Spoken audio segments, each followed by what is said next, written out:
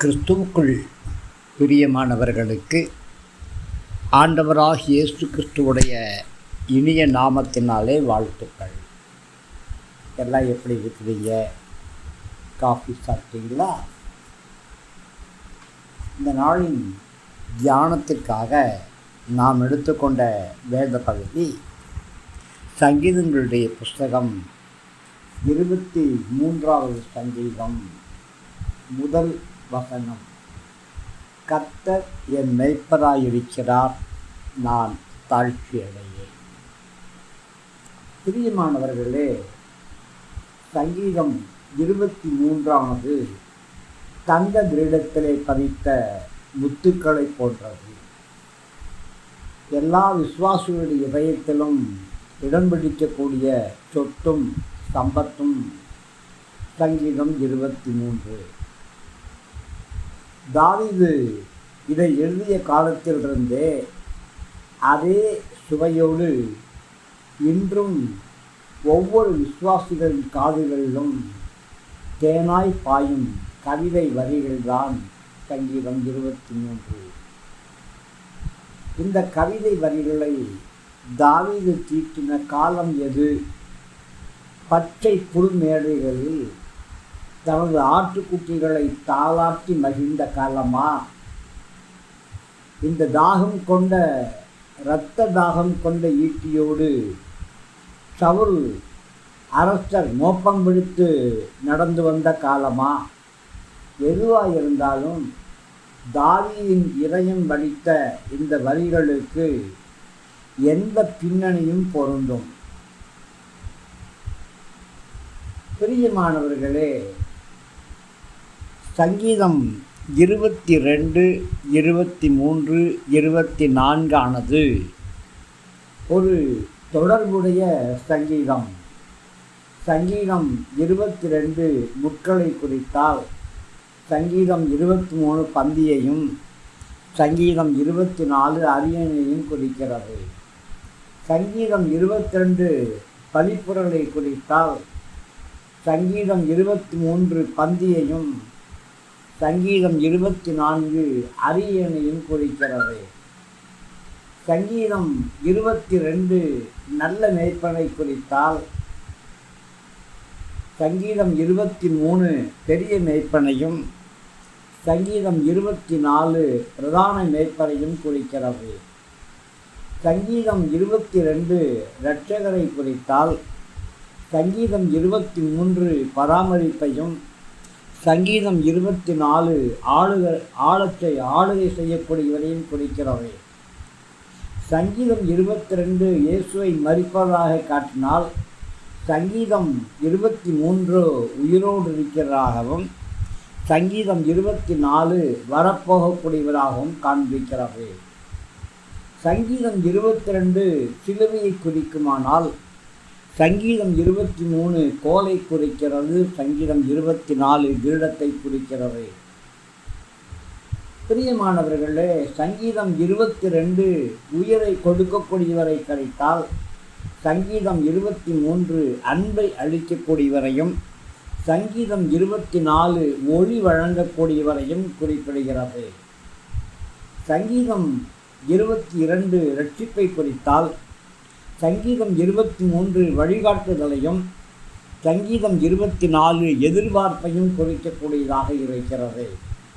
எல்லாவற்றுக்கும் மேலாக சங்கீதம் 22 கிருபையை குறிக்குமானால் சங்கீதம் 23 வழிநடத்துதலையும் சங்கீதம் 24 மகிமையும் குறிக்கக்கூடியதாக இருக்கிறது. பிரியமானவர்களே, கிறிஸ்து தம்முடைய வாழ்வில் தேவனை மெய்ப்பராக கொண்டு அனுபவித்த இன்பங்களையும் நமக்கு கிறிஸ்துவுக்குள் கிடைக்கக்கூடிய அதே அனுபவங்களையும் நாம் சங்கீதம் 23 வாசிக்கிறோம். மேய்ச்சராக, அமர்ந்த தண்ணீரை தரக்கூடியவராக, நம்முடைய ஆத்மாவுக்கு தேர்தலை கொடுக்கக்கூடியவராக, நம்மை வழிநடத்தக்கூடியவராக, பயமற்ற ஒரு பராமரிப்பை கொடுக்கக்கூடியவராக, எதிரிகள் முன்பாக ஒரு பந்தியை ஆயத்தம் பண்ணக்கூடியவராக, ஐக்கியத்தையும் ஆறுதலையும் தரக்கூடியவராக, நன்மையும் கிருபையும் தரக்கூடியவராக, தீராத நித்திய ஜீவனாகிய வாழ்வை தரக்கூடியவராக சங்கீதம் 23 கிறிஸ்து நம்முடைய மெய்ப்பராயிருக்கிறார். பிரியமானவர்களே, இனி வாழ்நாட்களின் இறுதி வரை நம்மை மிரட்டக்கூடிய மரணத்தின் நிழல்களுக்கு நாம் பயப்பட வேண்டிய தேவையே கிடையாது. நிழல்கள் நாய் கடித்து யாராவது காயப்படுவார்களா? இவையெல்லாம் யாரெல்லாம் கர்த்தரை மெய்ப்பராய் கொண்டிருக்கிறார்களோ அத்தனை பேருக்கும் கிடைக்கிற ஆசீர்வாதங்கள் உங்களுக்கும் தானே. ஒருவேளை சங்கீதம் 23 மனப்பாடம் செய்வதனாலோ வீட்டிலே வசன அட்டையை தொங்க விடுவதனாலோ ஒரு பிரயோஜனம் கிடையாது. மெய்யாக கர்த்தரை சொந்த இரட்சகராக, உங்களது நல்ல மெய்ப்பராக, பெரிய மெய்ப்பராக, பிரதான மெய்ப்பராக நீங்கள் ஏற்றுக்கொள்ளும் பொழுது மட்டுமே இத்தகு சீர்மிகு ஆசீர்வாதங்கள் உங்களுடைய வாழ்க்கையிலே கடந்து வரும். பிரியமானவர்களே, முதலாவது கர்த்தரை நாம் நம்முடைய எஜமானாய் வைத்துக்கொள்ள வேண்டும். நம்முடைய அனைத்துக்கும் கர்த்தர்தான் அதிகாரி. கர்த்தர் மேய்ப்பரானால் நம்முடைய இதயம் அவர் அழைக்கும் எந்த இடத்திற்கும் செல்ல தயங்காது. அவர் விரும்பாத எந்த இடத்துக்கும் போகவும் செய்யாது. நாம் ஆடுகளாயிருந்தால் மெய்யாக அவரை பின்தொடரத்தான் வேண்டும். பன்றிகளுக்கும் நாய்களுக்கும் சிங்கங்களுக்கும் அவர் மேய்ப்பர் அல்ல. நமது பண்புகள் எதை போன்றிருக்கின்றன? விருப்பம் போல தனித்தலையும் காட்டு அல்லது காட்டு விலங்குகளைப் போல் காணப்படுகிறோமா? மெய்யாகவே கர்த்தர் நம்முடைய மெய்ப்பர். தனிப்பட்ட முறையிலே கர்த்தர் என்னுடைய மெய்ப்பர். கர்த்தர் உங்கள் ஒவ்வொருடைய மெய்ப்பர்.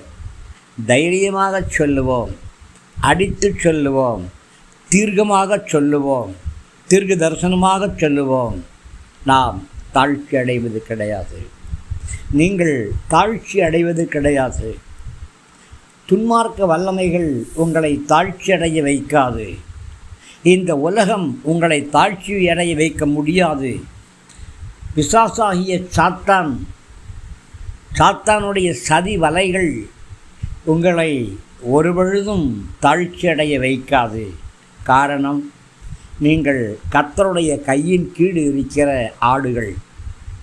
கர்த்தர் நம்முடைய நல்ல மெய்ப்பராயிருக்கிறார். அதனாலே நாம் ஒருபொழுதும் தாழ்ச்சி அடைய மாட்டோம்.